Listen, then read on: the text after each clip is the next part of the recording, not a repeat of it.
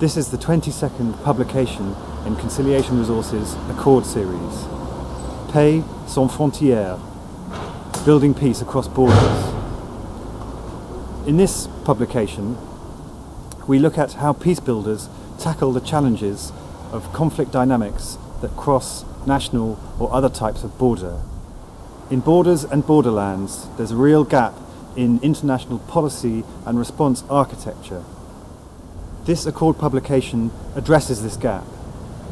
We look at ways to think outside the state, looking beyond the state through regional engagement and below the state through cross-border community and trade networks.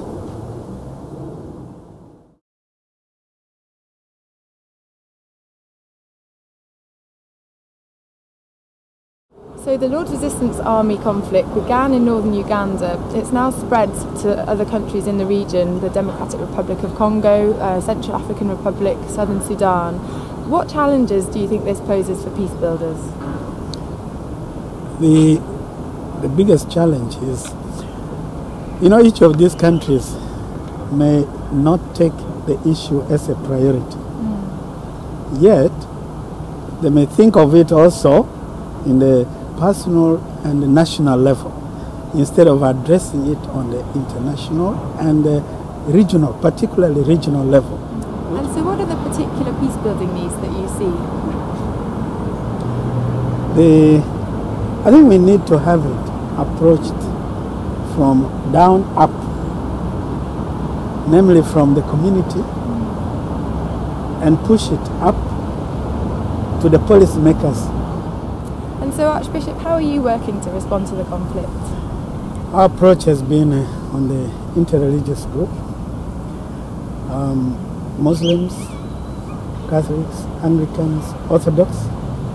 We have joined together in the northern part of Uganda, and our approach has been to have one voice for advocacy, non-violence.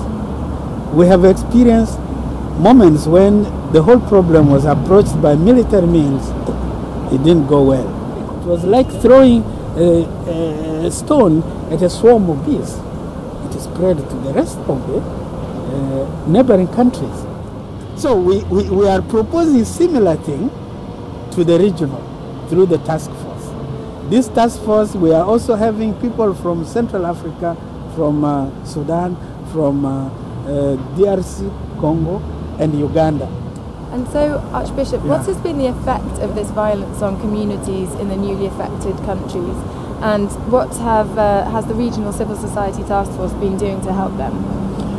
The effect of the violence on the local communities in the areas now, in Congo, Central Africa, and Sudan. So this is something we felt the task force need to alert these people. And we have been doing that through advocacy, and we want to also raise the voice of the population to rise up and advocate for themselves through the media, through radios, and also approach the LRA leadership. We are already prepared to do that because in Uganda we did it.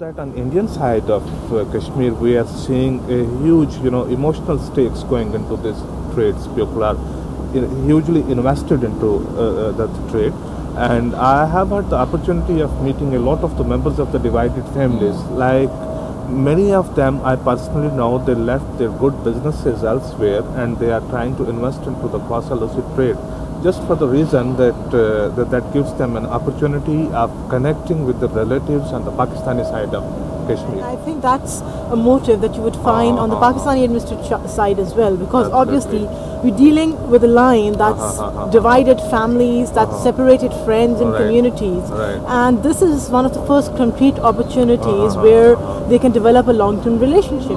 On the Pakistani side of Kashmir, it's been a number of militants, former militants who who had taken really? up the arms during the 80s Right. and the 90s have joined this endeavor because Right. they see this as another way of addressing the conflict situation. Turmoil in Kashmir Valley since 2008, every summer has been seeing a lot of turmoil there. So cross-LOC trade has actually been able to help build constituencies of peace. Right. For example, Right. the last town towards the north of Kashmir Valley, Uri, is the place from where you have transit point for cross-LOC trade. That sees the minimum level of violence, minimum level of conflict, and, That's something very because significant. people do not want such things, adverse things, to come into the way of their business. their trading. Cross-LOC trade in recent years has been almost a game changer because this is the first time that after 1948, when the conflict started, India and Pakistan have actually allowed human interaction. They've allowed people-to-people contact to actually continue and to go from strength to strength. And I think the very nature that there is this third voice being heard now indicates that there is some development of local interest in developing, longer term strategies for peace building in the region. There is a lot of ownership of this initiative. And because of that ownership, these people want this process to continue. They do not want it to stop. In the hope that this will give them other opportunities for the broader resolution of the conflict. I think this cross-LOC trade and travel initiative, though this is an initiative of the government, but I essentially look at it as something driven by the people, and which is driven by the people from both sides of line of control, is not going to stop. Okay. So it's actually, it has a direction towards peace, and this initiative needs to be supported and supplemented through the civil society initiatives. And all those suspicions, those have to be removed, and the governments will have to be convinced that